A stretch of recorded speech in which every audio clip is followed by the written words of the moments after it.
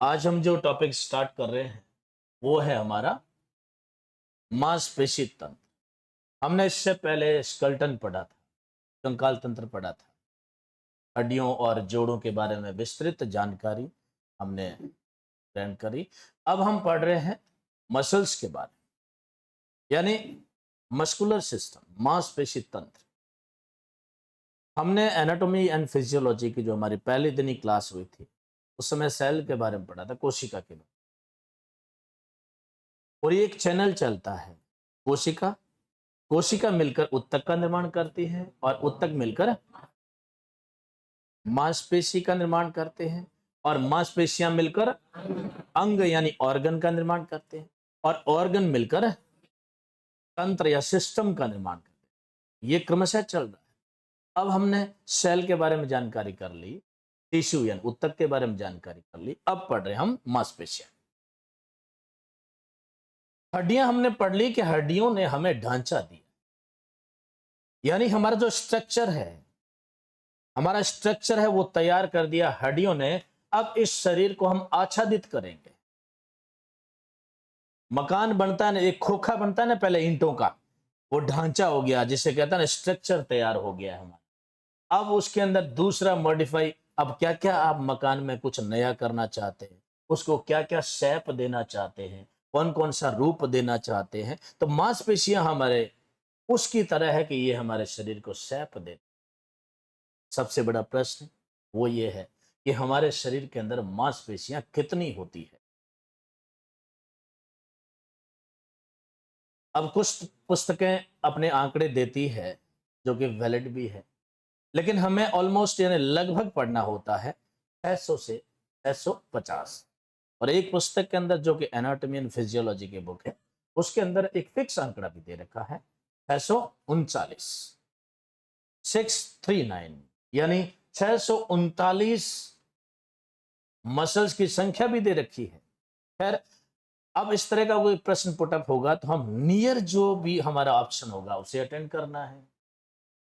हाँ, ये एक बार प्रश्न भी पूछ लिया गया कि मानव शरीर के अंदर मांसपेशियों के कितने जोड़े होते हैं, तो वहां पर उस प्रश्न में जो 300 का जो था उसे राइट माना गया। इसका मतलब है कि प्रश्न पुटअप इस संबंध में हो चुका है और 300 का ऑप्शन सही माना है, यानी मांसपेशियों के जोड़े 300। तो हम अगर जोड़े अगर 300 है तो 600 मान सकते हैं। ऑलमोस्ट ये लगभग का एक क्राइटेरिया। अब दूसरा प्रश्न ये है कि हमारे शरीर के अंदर मांसपेशियां कितने प्रकार की होती। 3 प्रकार की होती है, इसका भी हमने पहले जिक्र किया था। एक वो कंकालीय मांसपेशियां जिन्हें ऐच्छिक मांसपेशियां या फिर वॉल्यूंटरी मसल्स भी कहते हैं। इंग्लिश का वर्ड क्या है? Voluntary muscles. दूसरी वो मांसपेशियां जो अनैच्छिक होती है, यानी इनवॉल्यूंटरी मसल्स हैं वो जो हमारी बिना इच्छा के कार्य करती है, और जो ऐच्छिक यानी वॉल्यूंटरी है वो हमारी इच्छा के अनुसार करती है। तीसरी जो मसल्स हैं, कार्डियक मसल्स हैं, जो केवल हृदय यानी हार्ट की दीवारों में पाई जाती है। अब ये 3 प्रकार की मांसपेशियां। अब प्रश्न ये है, बहुत बेसिक प्रश्न है कि खेलों के अंदर या खेलकूद गतिविधियों के अंदर निम्नलिखित में से कौन सी मांसपेशियां सबसे ज्यादा उपयोग में आती है? वो मांसपेशियां हैं ऐच्छिक मांसपेशियां, कंकालीय मांसपेशियां।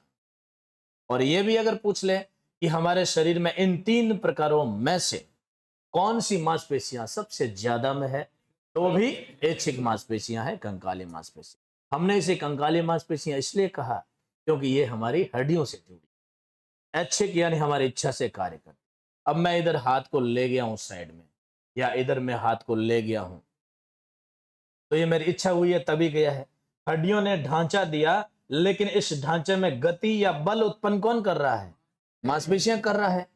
ठीक है, तो ये ऐच्छिक मांसपेशियां, देखिए ये गतिविधियां हो रही है, ये ऐच्छिक यानी वॉल्यूंटरी मसल्स कर रही है। और इनकी खास विशेषता क्या है? ये थकती है, ये थकती ऐच्छिक मांसपेशियां थक जाती है। अब मैं इस हाथ को कितनी देर रखूंगा? ऐसे थकना पड़ेगा, इनको वापस लाना पड़ेगा। तो कंकाल हड्डियों से जुड़ी हमारी ऐच्छिक मांसपेशियां, और इनवॉल्यूंटरी यानी अनैच्छिक हमारे शरीर के जितने भी इंटरनल ऑर्गन्स बने हैं, जिसमें आप ले सकते हैं हार्ट को छोड़कर, हृदय को छोड़कर जितने भी इंटरनल, जैसे हमारे लंग्स प्रोसेस है, पाचन संस्थान के सभी अंग है, हमारी किडनियां हैं, यानी इंटरनल ऑर्गन्स के सारे जो भी फंक्शन है हमारे अनैच्छिक, न चाहते हुए भी कार्य हो रहा है। आपने खाना खाया, भोजन किया आपने, क्या आप उस भोजन के पाचन होने से रोक सकते हो? उसे नहीं रोक सकते। हम बाधित कर सकते हैं। आप गलत खाएंगे या उसमें कोई पानी का मेल अगर सही नहीं रखेंगे, उसका कॉम्बिनेशन सही नहीं रखेंगे, तो आप उसे बाधित जरूर कर सकते हो, लेकिन रोक नहीं सकते। पाचन तो होगा, ये पाचन होगा, इसका मतलब अनैच्छिक है। उसका हमारे यानी हमारे मस्तिष्क, हमारा ब्रेन कौन सा भाग नियंत्रित करता है? कहने का मतलब ये हुआ है कि दिमाग से संचालित होती है ये सभी, और दिमाग के अलग अलग पार्ट से संचालित होती है। अब इंटरनल जितनी भी प्रोसेस हो रही है वो सभी अनैच्छिक मांसपेशियां अपना अपना कार्य कर रही है। और हार्ट की जब बात करेंगे, तीसरे प्रकार की मसल्स, तो ये तो 2400 घंटे अपने कार्य कर रही है, और इनकी सबसे बड़ी विशेषता ये थकती नहीं है। इन मसल्स फाइबर यानी जो होते हैं इसके, वो थकते ही नहीं है। 24 आवर्स, 24 घंटे पूरे जीवन भर के लिए धड़कना है। और एक स्वस्थ मनुष्य है तो उसका हार्ट पर मिनट 72 बार धड़कता है। और जैसे जैसे आपकी फिजिकल फिटनेस लेवल बढ़ती जाती है, वैसे वैसे हार्ट बीट कम होती जाती है। एक बहुत अच्छा एथलीट होता है, यूं कहें एंड्योरेंसिव प्लेयर होता है। एंड्योरेंसिव प्लेयर वो होता है जो लॉन्ग डिस्टेंस रनर कह सकते हैं हम, या लॉन्ग पीरियड खेलों का, जैसे स्ट्रेंथ एंड्योरेंस का, जैसे टेनिस जैसा खेल हो। और मैराथन दौड़ का जो धावक है, उनका हार्ट बहुत मजबूत होता है, आकार में भी बड़ा होता है, हार्ट बीट भी उनकी बहुत कम होती है, 45-50। इवन अगर आपका कंडीशनिंग लेवल अच्छा है तो इससे भी नीचे जा सकते हैं। और अगर फिजिकल फिटनेस सही नहीं है तो 72 से ऊपर भी जा सकते हैं।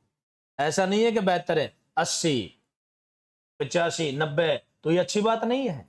अगर हमारी हार्ट बीट 80 से प्लस जाती है तो ठीक है, महिलाओं में 80 तक होती है, महिलाओं में 80 तक होती है, थोड़ी हार्ट बीट ज्यादा होती है अपेक्षाकृत पुरुषों से। लेकिन इससे ऊपर अगर जाती है तो वो थोड़ा सा स्वास्थ्य के दृष्टिकोण से ठीक नहीं। इसलिए फिजिकल फिटनेस को जितना अच्छा मेंटेन करते हैं तो ये भी हमारी हार्ट बीट भी मेंटेन। कुल मिलाकर हमने 3 प्रकार की मांसपेशियां एक परिचय के रूप में पढ़ी है। अब हम स्क्रीन के ऊपर देखें,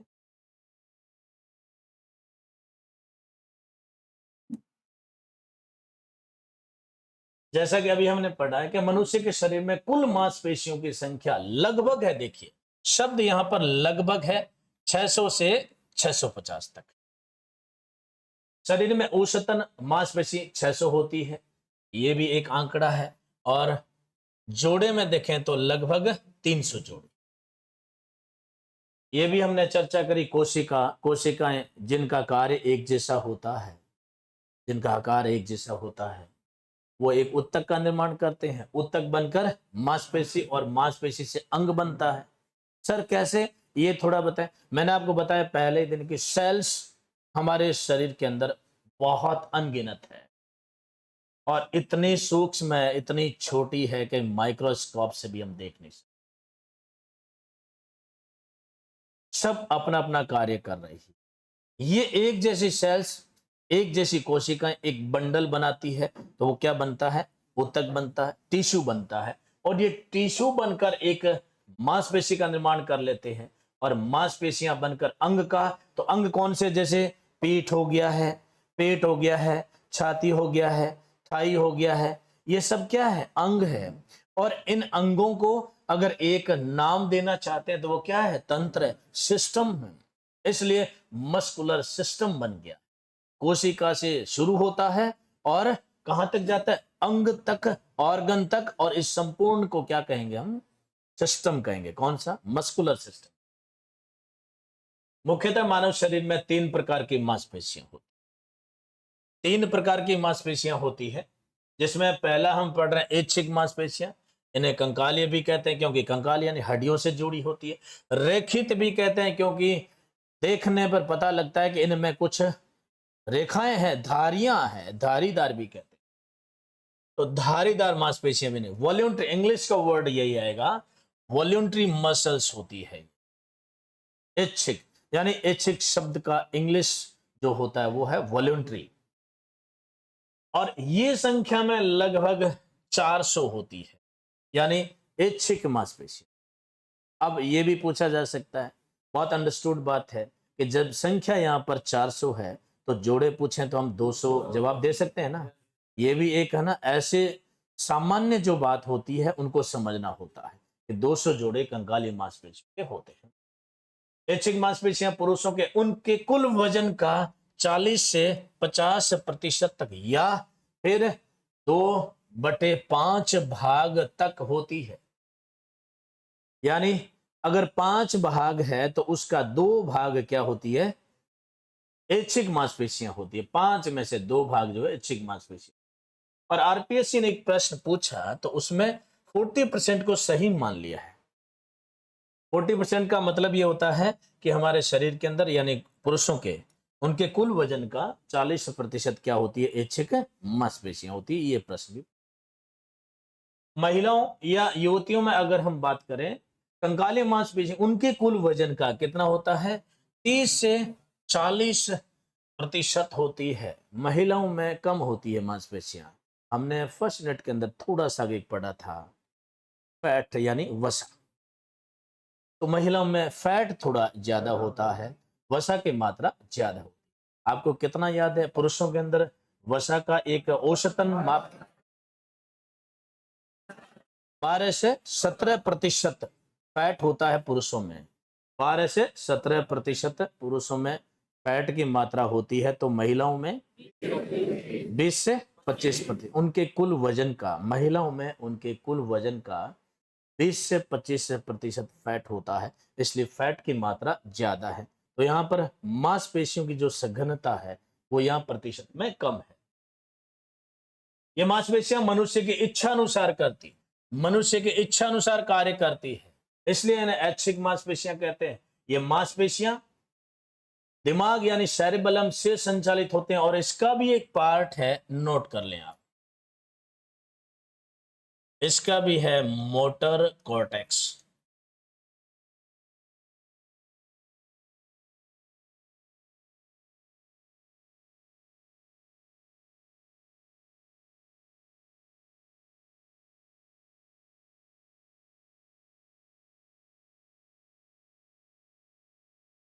यानी ये मांसपेशियां हमारे दिमाग से संचालित होती है, और दिमाग का भाग है सेरिबेलम, और सेरिबेलम का भी अगर हम भाग बात करें, बहुत बारीक में जाएं, तो मोटर कॉर्टेक्स भाग होता है। कॉर्टेक्स यहां पर की मात्रा, कॉर्टेक्स, मोटर कॉर्टेक्स पार्ट है जहां पर ऐच्छिक मांसपेशियां नियंत्रित होती। बहुत बेसिक प्रश्न पूछा जाता है, निम्नलिखित में से कौन सी मांसपेशियां हमारे दिमाग से संचालित होती है, हमारे मस्तिष्क से संचालित होती है, तो ऐच्छिक मांसपेशियां। और ऐच्छिक मांसपेशियां अगर पूछ ले किस भाग से, सेरिबेलम से, मस्तिष्क का एक पार्ट होता है।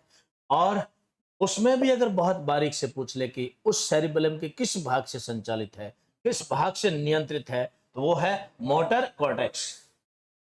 इन मांसपेशियों में स्पष्ट रूप से धारियां पाई जाती है देखने में, इसलिए इन्हें रेखित मांसपेशियां कहते हैं। आप देखिए इस चित्र को देखिए, यानी यहां इस चित्र में देखने से भी स्पष्ट हो जाता है कि कंकालीय मांसपेशियां बेलनाकार इस तरह से होती है, और हल्के इनमें क्या होती है, धारियां पाई जाती है। हल्के तो क्या है, पूरे स्पष्ट अपने को दिख रही। और ये जो कुछ देख रहे हैं ये क्या है, केंद्रक होते हैं, यानी न्यूक्लियस होते हैं। ये मांसपेशियां संयोजी ऊतकों में टेंडन के माध्यम से हड्डियों से जुड़ी होती है। संयोजी यानी कनेक्टिव टिश्यू, जब हमने पढ़े थे कि हमारे शरीर में विभिन्न प्रकार की संरचनाओं को जोड़ने वाले टिश्यू कौन से कहलाते हैं? संयोजी ऊतक कहलाते हैं या कनेक्टिव टिश्यूज कहलाते हैं। और टेंडन के बारे में हमने पढ़ा था कि हड्डियां और मांसपेशी जिस तंतु से, जिस हाड़ तंतु से जुड़ती है उसे क्या कहते हैं? टेंडन कहते हैं। टेंडन को अगर हिंदी में अगर बात करें तो कंडरा, हाँ कंडरा कहते हैं। टेंडन को हिंदी में कंडरा कहते हैं। टेंडन से मांसपेशी और हड्डी का जुड़ाव होता है, इसलिए इन्हें कंकालीय मांसपेशियां कहते हैं। यानी ऐच्छिक मांसपेशियां हड्डियों से सीधी जुड़ी हुई होती है, इसलिए इन्हें कंकालीय मांसपेशियां कहते हैं, यानी कंकाल से जुड़ी होती है। कंकालीय मांसपेशियों के खेलों में अद्भुत का मतलब ज्यादा,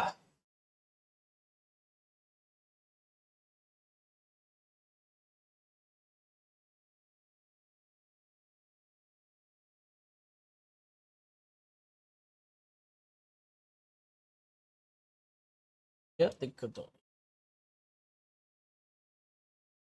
अद्भुत का मतलब आप यहां लिख ले ज्यादा। सबसे ज्यादा खेलों में सबसे ज्यादा भूमिका अदा करने वाली मसल्स है वो कौन सी है? कंकाली है, ऐच्छिक मांसपेशियां। ये मांसपेशियां शरीर को पूर्ण आकार प्रदान करती है तथा हड्डियों के साथ मिलकर शरीर में गति संभव बनाती है। अब प्रश्न ये भी कि मानव शरीर के अंदर बल प्रदान करने वाले मांसपेशियां निम्नलिखित में से कौन सी है? तो ज्यादातर मांसपेशियां कौन सी है? ऐच्छिक मांसपेशियां, क्योंकि ज्यादातर खेलों में इसका उपयोग होता है। तो गति बनाना है तो ये भी ऐच्छिक मांसपेशी, बल पैदा करना, गति संभव बनाना। ये मांसपेशियां शरीर में भुजाओं कहां कहां होती है? मोस्टली देखिए कि ये जो मांसपेशियां ऐच्छिक होती है ये कहां कहां होती है? भुजाओं, कंधों, पीठ, छाती, पेट तथा पैरों में पाई जाती है और खोपड़ी में भी होती है।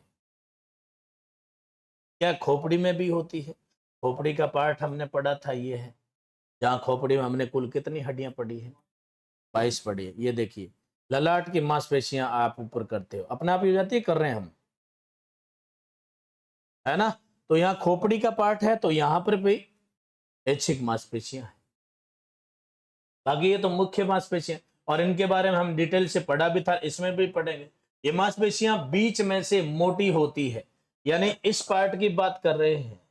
ऐच्छिक मांसपेशियां बीच में से ऐसे फुली फुली महसूस होती है, मोटी होती है, जिसे बेली भाग कहते हैं। मांसपेशी के बीच के भाग को बेली भाग कहा जाता है। किनारे से पतली होती है, किनारे से पतली होती है क्योंकि हड्डियों से जुड़ी होती है। वैसे एक और सरल बात कर ले हम कि हर एक मांसपेशी की एक ओरिजिन जगह होती है, यानी उत्पत्ति स्थल होता है। यानी एक हड्डी या जोड़ से निकलती है और दूसरी जगह पर उसका प्रवेशन यानी इंसर्शन होता है, प्रवेश भी होता है। ओरिजिन यानी उत्पत्ति भी होती है और प्रवेश भी होता है, यानी एक जगह से निकलती है और दूसरी जगह पर क्या उसका प्रवेश होता है। जैसे बाइसेप्स की अगर हम बात करें उदाहरण के तौर पर, बाइसेप्स, बाई यानी दो, दो सिरों से हमारे स्कैपुला से निकलती है। यहां से स्कैपुला बोन कौन सी है? लगभग जो त्रिभुज के आकार की है, पीछे हमारे फेफड़ों को सपोर्ट दिए, यहां से निकलती है। दो सिरे होते हैं इसलिए बाइसेप्स कहते हैं, और हमारी जो ट्राइसेप्स है उसके तीन सिरे होते हैं इसलिए उसे ट्राइसेप्स कहते हैं। बाइसेप्स यहां से निकल्स और रेडियल ट्यूबरोसिटी में यहां पर इसका प्रवेश होता है। ये देखिए यहां तो से निकलती है, यानी ये इसका जॉइंट है वो फिक्स है, इसका ये जॉइंट एकदम फिक्स है यहां से, लेकिन ये प्रवेश करती है तो यहां रेडियल ट्यूबरोसिटी में करती है।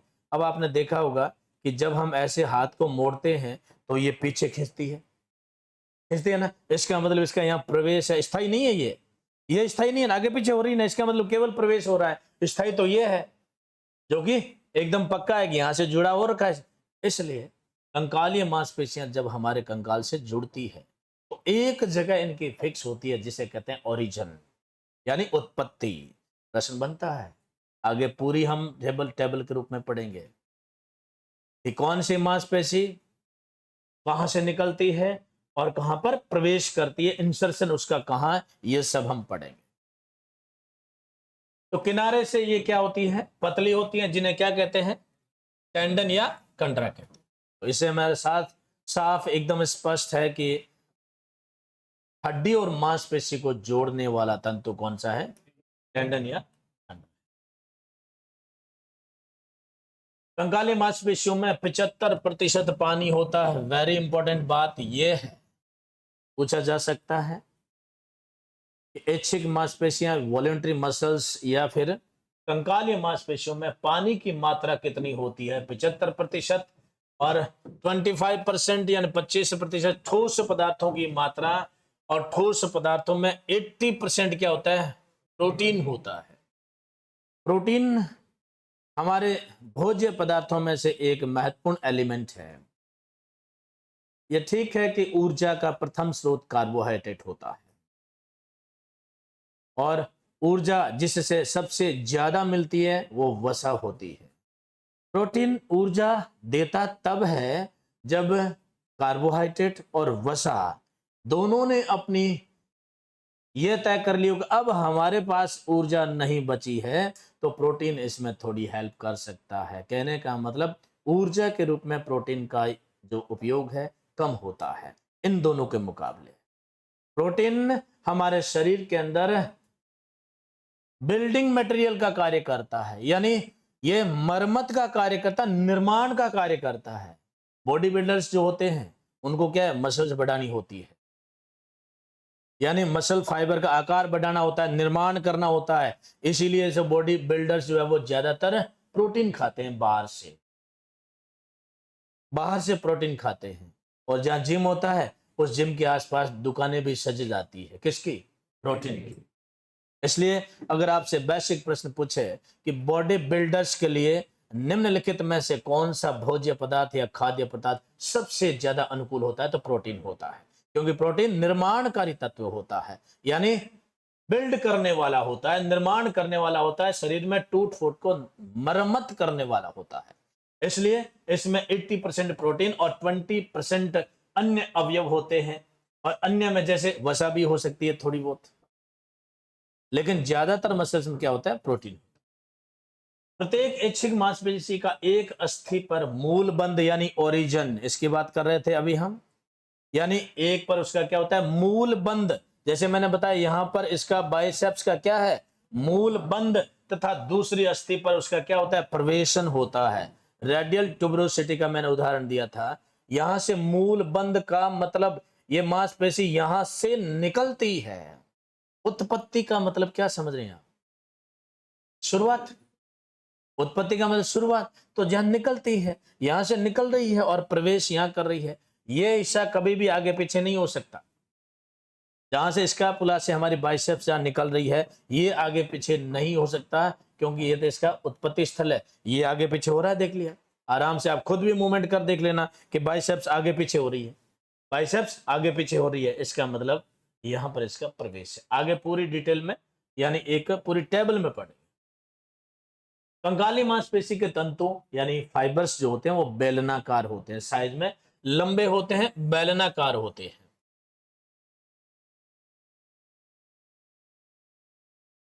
अब हम पढ़ रहे हैं कंकालीय या ऐच्छिक मांसपेशियों की विशेषताएं।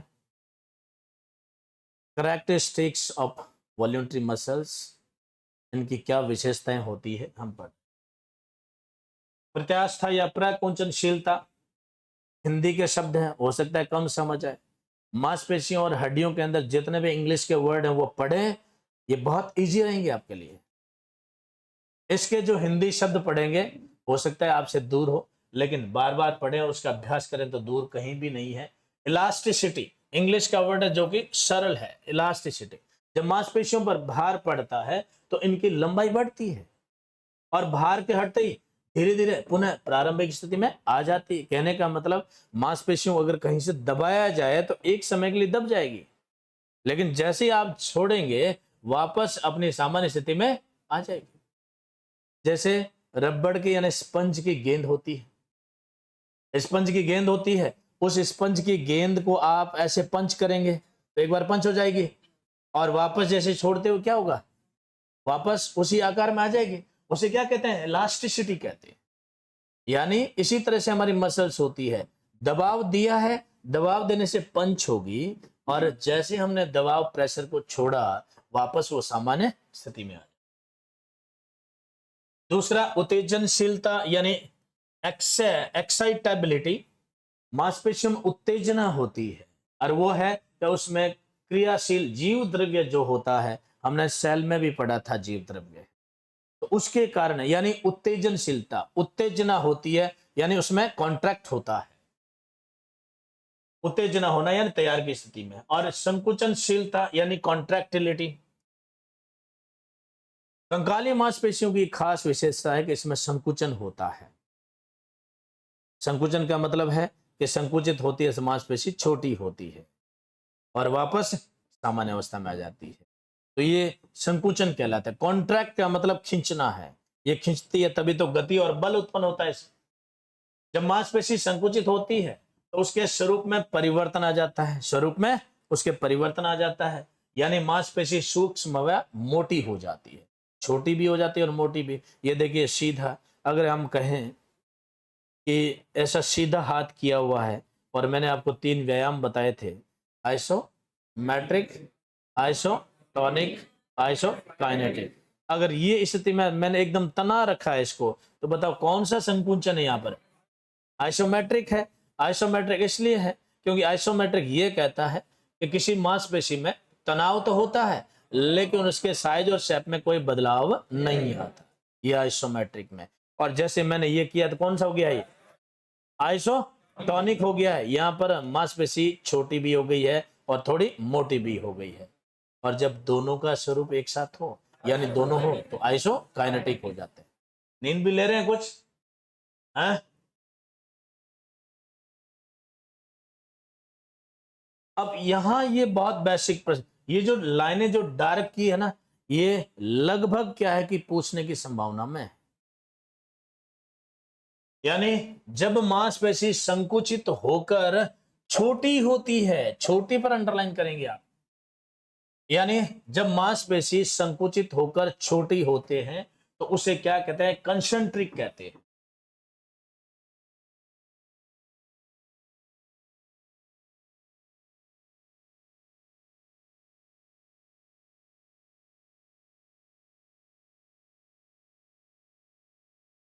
कंसंट्रिक कॉन्ट्रैक्शन, ये वैसे ये इंग्लिश का वर्ड है, ये इंग्लिश का वर्ड है। संकुचन यानी कॉन्ट्रैक्शन होता है। एक शब्द को याद रखना है, कितना बहुत स्मार्ट तरीके से पढ़ें कि जब मांसपेशी संकुचित होकर छोटी हो जाती है तब उसे क्या कहा जाता है, तब उसे कंसंट्रिक संकुचन कहा जाता है। और क्रिया के तौर पर हम बात पहले भी कर चुके हैं कि जो मांसपेशी क्रिया करके संकुचित होती है वो एक क्रिया उसकी बनती है एगोनिस्ट, पढ़ा था हमने। और उसके साथ दूसरी जो मांसपेशी होती है वो एंटागोनिस्ट होती है, यानी क्रियाशील कॉन्ट्रैक्ट मांसपेशी है उसकी क्रिया को कहते हैं एगोनिस्ट, और उसका साथ देने वाली दूसरी मांसपेशी जो उसके साथ शिथिल अवस्था में रहती है उसे कहते हैं एंटागोनिस्ट। तो यहां पर संकुचन है, जब मांसपेशी संकुचित होकर छोटी होती है कंसेंट्रिक संकुचन है, और जब मांसपेशी लंबाई में बढ़ती है या यूं कहते हैं शिथिल होती है तो भी चलता है इसमें, इसे कहते हैं इसेंट्रिक संकुचन। अब हम तो सर कंफ्यूज हो जाते हैं कि कंसेंट्रिक कौन सा है और इसेंट्रिक कौन सा है, तो कंफ्यूज को दूर करने के लिए शेड बनाकर हमने वो एक तैयार किया था जॉइंट का, इसी तरह से हम बात कर रहे हैं। कंसेंट्रिक में सी पहले आता है और इसेंट्रिक में ई बाद में आता है, पहले छोटी उसके बाद में लंबी, ऐसे याद कर लीजिए। बताओ, ये याद करने का तरीका है कि कंसेंट्रिक सी पहले आता है और पहले छोटी होती है उसके बाद लंबी होती है, तो ये याद, क्योंकि बहुत महत्वपूर्ण प्रश्न है, बहुत महत्वपूर्ण प्रश्न है कि जब मांसपेशी संकुचित होती है तो उसे कौन सा संकुचन कहा जाता है, वो कंसेंट्रिक है और जब मांसपेशी लंबाई में बढ़ती है तो उसे इसेंट्रिक संकुचन। और मांसपेशी के संकुचनशील इकाई, संकोचनशील कार्यात्मक इकाई, यहां पर बीच में लिखें कार्यात्मक इकाई।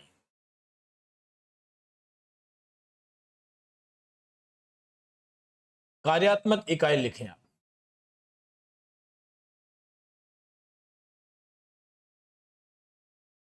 और वो है सार्कोमियर। कार्यात्मक इकाई जो है वो है सार्कोमियर।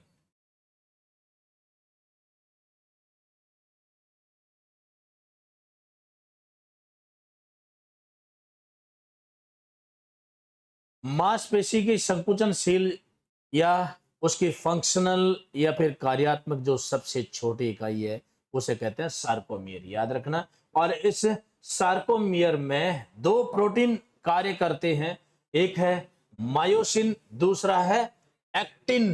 एक्टिव की जगह एक्टिन कीजिए, ये थोड़ा टाइपिंग मिस्टेक है। एक्टिन, मायोसिन व एक्टिन दो प्रोटीन होते हैं। ये दोनों एक दूसरे के ऊपर खींचते हैं तभी तो अपने गति होती है। और इन दोनों के खींचने से एक लाइन बनती है, उसे कहते हैं जेड लाइन।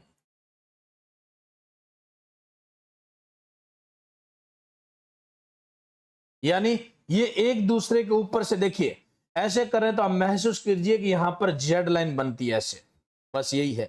यानी वैसे ये मायोसिन ये होता है मोटा तंतु होता है, और जो एक्टिन होता है वो पतला होता है। इसे मोटे और पतले में भी बांटे तो मायोसिन मोटा होता है और एक्टिन पतला होता है। यानी यहां एक दूसरे के ऊपर खींचते हैं तभी तो बल पैदा होता है, यानी गति होती है। इसका मतलब हर एक जो मांसपेशी है उसके सार्कोमियर जो कि सबसे छोटी इकाई है, यानी संकुचन होने उनमें ये होता है मायोसिन और एक्टिन। दो प्रोटीन होते हैं, एक दूसरे के ऊपर ऐसे फिसलते हैं, खींचते हैं तो एक लाइन बनती है और उस लाइन को कहते हैं जेड लाइन। प्रश्न क्या बनता है सर? प्रश्न यह है कि मांसपेशियों के संकुचन की सबसे छोटी इकाई कौन सी है? सार्कोमियर है। सार्कोमियर है। तो अब अगर और प्रश्न पूछें कि जेड लाइन कहां बनती है, तो सार्कोमियर में बनती है। सार्कोमियर में संकुचन होता है हर जगह, यानी सार्कोमियर में संकुचन होता है। तब संकुचन करने वाले दो कौन कौन से प्रोटीन्स होते हैं? मायोसिन और एक्टिन। ये एक दूसरे के ऊपर जब फिसलते हैं, खींचते हैं, तब एक लाइन बनती है और उस लाइन को कहा जाता है जेड लाइन। यानी ये भी बारीक है काफी। अब ये भी पूछा जा सकता है कि मायोसिन और एक्टिन जो दो प्रोटीन्स होते हैं वो कहां कार्य करते हैं? वो करते हैं सार्कोमियर। और सार्कोमियर क्या है? हमारी कंकालीय मांसपेशियों की सबसे छोटी कार्यात्मक इकाई है। और यहां पर ये दोनों प्रोटीन कार्य करते हैं तब जेड लाइन बनती है। मांसपेशियां जोड़े के रूप में कार्य करती हैं, इसीलिए तो 300 जोड़े जो हमने पढ़े हैं। यानी कंकालीय मांसपेशियां हैं स्पेशली जोड़े के रूप में जब कार्य करती है, तो जब मांसपेशी सिकुड़ती है यानी संकुचित होती है, उस मांसपेशी को क्या कहेंगे हम? एगोनिस्ट मांसपेशी कहेंगे, जो कि शरीर में गति संभव बनाती है। और इसकी ओपोनेंट जो होती है वो शिथिल रहती है, वो क्या करती है? एंटागोनिस्ट होती है। इसका उदाहरण लिख लीजिए, जैसे बाहें को मोड़ना, बाहें को या भुजा को मोड़ना, कोहनी के जोड़ से मोड़ना, भुजा को कोहनी के जोड़ से मोड़ना, मोड़ने में एगोनिस्ट हो गई है बाइसेप्स। कोहनी के जोड़ को मोड़ना और मोड़ने के दौरान एगोनिस्ट मांसपेशी होती है बाइसेप्स। और एंटागोनिस्ट कौन सी है? ट्राइसेप्स। जब हम कोहनी जोड़ को मोड़ते हैं, जब हम कोहनी जोड़ को मोड़ते हैं तो ये हमारी बाइसेप्स मसल है, ये है एगोनिस्ट।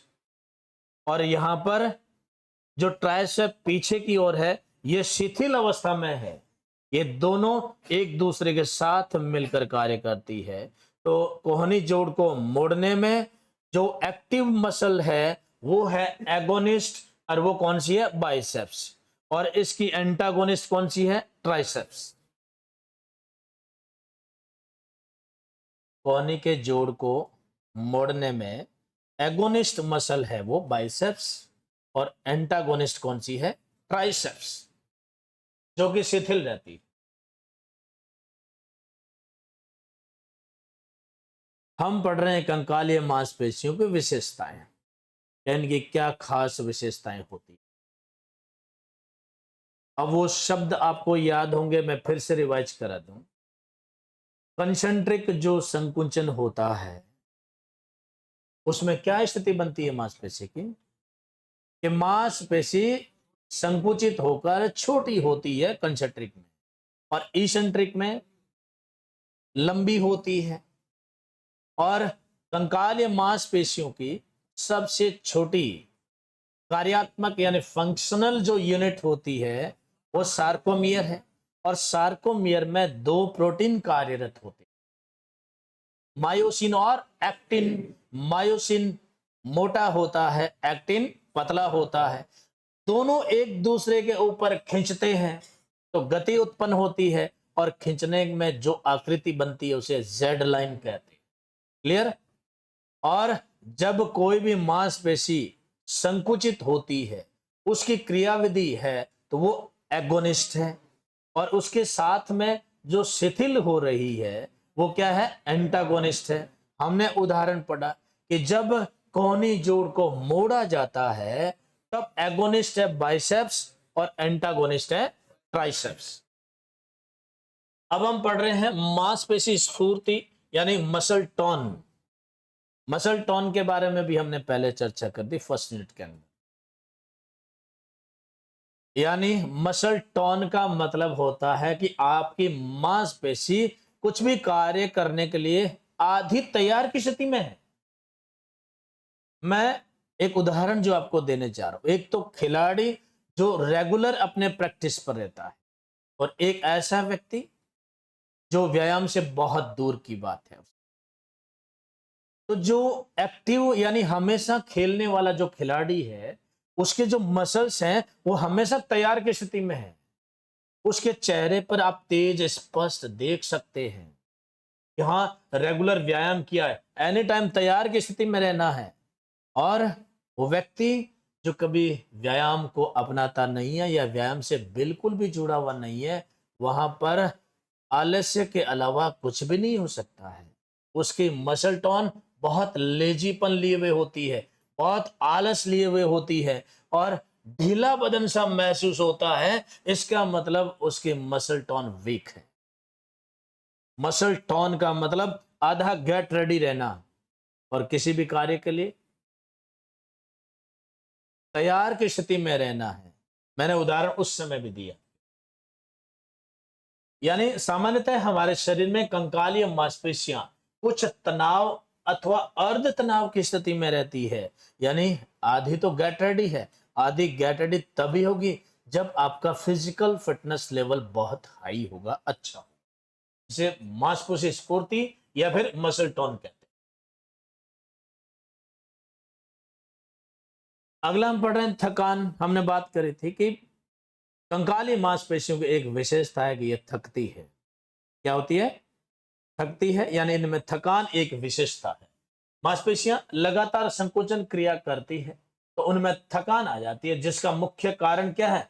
लैक्टिक एसिड और CO2 भी साथ में है।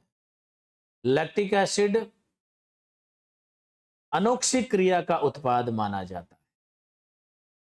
समझ रहे हैं मेरी बात को कि लैक्टिक एसिड एनारोबिक जो एक्टिविटी होती है उसका प्रोडक्ट होता है। यानी अनोक्सिक क्रिया जब आप ज्यादा करेंगे तब लैक्टिक एसिड जल्दी आएगा, और आप ऑक्सिक क्रिया करेंगे तो कम आएगा, धीरे धीरे आएगा। एरोबिक के साथ में तो आपको ऑक्सीजन प्रॉपर मिल रही है, तो जब ऑक्सीजन प्रॉपर है तो ऑक्सीजन की उपस्थिति में तो रिमूव होता है कौन? Lactic acid. और जब आप बहुत तेजी से गतिविधि करते हैं तब ऑक्सीजन की पूरी एकदम जितनी अपने को रिक्वायरमेंट है उतनी पूर्ति नहीं हो पाती है, तो क्या आता है, लैक्टिक एसिड आता है। इसलिए लैक्टिक एसिड को एनारोबिक एक्टिविटी का प्रोडक्ट माना जाता है, यानी अनोक्सिक क्रिया का उत्पाद माना जाता है। किसको, लैक्टिक एसिड को। ये थकान पैदा करता है, साथ में CO2 कार्बन डाइऑक्साइड, इसलिए थकान होती है। कंकाली मांसपेशियों में मुख्यतः दो प्रकार के रेशे पाए जाते हैं, इनकी भी बेसिक जानकारी हमने पहले हासिल करी थी। और यहां एक प्रश्न पक्का पूछा जाता है फाइबर से संबंधित, यानी ये वो पॉइंट है जहां पर प्रश्न पूछने की प्रबल संभावना है। मसल फाइबर दो प्रकार के होते हैं। कंकाली मांसपेशियों की अगर हम बात करें तो मसल फाइबर दो प्रकार के होते हैं। मंद गति या लाल रेशे यानी रेड फाइबर, इन्हें स्लो ट्विच भी कहते हैं, एसटी फाइबर भी कहते हैं। एसटी का इतना ही है कि स्लो ट्विच, इसलिए क्या है, एसटी। निम्नलिखित में से एसटी फाइबर उनकी विशेषता क्या है, तो धीमी गति है, क्योंकि रेड फाइबर क्या होता है, धीमी गति वाला होता है। इसमें अनुपात होता है, एक व्यक्ति जिसका अनुपात, उसके अंदर अगर 80% अगर रेड फाइबर है और 20% अगर व्हाइट फाइबर है, तो वो किस प्रकार की गतिविधियों के लिए सही रहेगा। लंबे समय की गतिविधियां यानी इंड्योरेंसिव के लिए रेड फाइबर लंबे समय तक कार्य करने की क्षमता रखता है। आप रेड फाइबर से स्प्रिंटिंग कराओगे, बॉक्सिंग कराओगे, कुश्ती कराओगे, तो रेड फाइबर नहीं कर पाएगा, क्योंकि रेड फाइबर जो फाइबर है उसकी जो विशेषता है वो ये है कि आप लंबे समय तक कार्य करवाए। जबकि दूसरा जिसको हम पढ़ रहे हैं, यानी धीमी क्रिया, धीमी गतिविधि, ऑक्सी क्रियाएं जो होती है, उसमें क्या होते हैं, लाल रेशे यानी रेड फाइबर होते हैं। जैसे लंबी दूरी की दौड़ें, फॉर एग्जाम्पल मैराथन दौड़, मैराथन दौड़ का जो धावक होता है उसमें रेड फाइबर का जो प्रतिशत है वो ज्यादा होता है, यानी 80% रेड फाइबर और 20% उसमें क्या होता है, व्हाइट फाइबर होता है।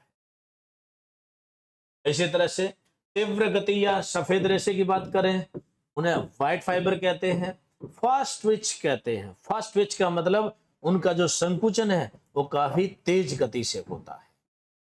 तीव्र गति अनोक्षिक क्रियाएं, जैसे फर्राटा दौड़ यानी स्प्रिंट्स, जो स्प्रिंटिंग रेसेस के जो धावक होते हैं, वैज्ञानिक तरीके से हम अगर बात करें तो उनमें व्हाइट फाइबर्स होते हैं।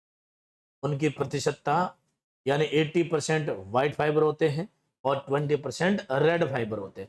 किसी भी खिलाड़ी के अंदर वैज्ञानिक दृष्टिकोण से 100% कोई भी फाइबर नहीं होते हैं, अनुपात होता है। यह तय है कि मैराथन दौड़ का जो धावक होता है उसके अंदर रेड फाइबर है, उसकी प्रतिशतता अधिक होती है, और जो स्प्रिंटिंग रेसेस के जो धावक होते हैं, फर्राटा दौड़ के जो धावक होते हैं, फर्राटा दौड़ यानी 100 मीटर, 200 मीटर, 400 मीटर, जो स्प्रिंटिंग रेसेस होती है, इनके जो एथलीट होते हैं इनके अंदर होता है व्हाइट फाइबर। और इसकी जानकारी हमने पहले भी करी, कुछ एक अभ्यर्थी ऐसे हैं जो बाद में जुड़े हैं, उनको पता लग गया होगा कि जो व्यक्ति, जो बालक चंचल है, बहुत ही एकदम फुर्ती वाला है, तो उसमें कौन सा फाइबर होगा, व्हाइट फाइबर होगा। और ऐसा बच्चा जो एकदम लेजी टाइप का है, एकदम आलसी टाइप का है, या धीमी गतिविधियां हैं उसकी, तो उसके मसल फाइबर कौन से हैं, रेड फाइबर है। तो वैज्ञानिक तरीका है, यानी हमने फिजिकल एजुकेशन को इस तरह से पढ़ा कि हमारा जो विषय है वैज्ञानिक तथ्यों पर आधारित है, वैज्ञानिक सिद्धांतों पर आधारित है। हम मसल टेस्ट करके पता लगा देते हैं कि कौन सा खिलाड़ी किस खेल के लिए उपयुक्त होगा।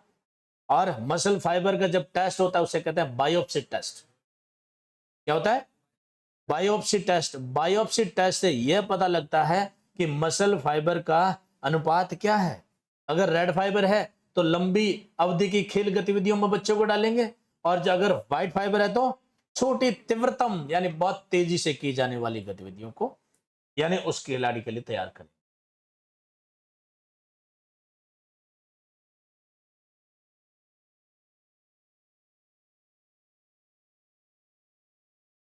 अब एक इंटरवल कर लेते हैं।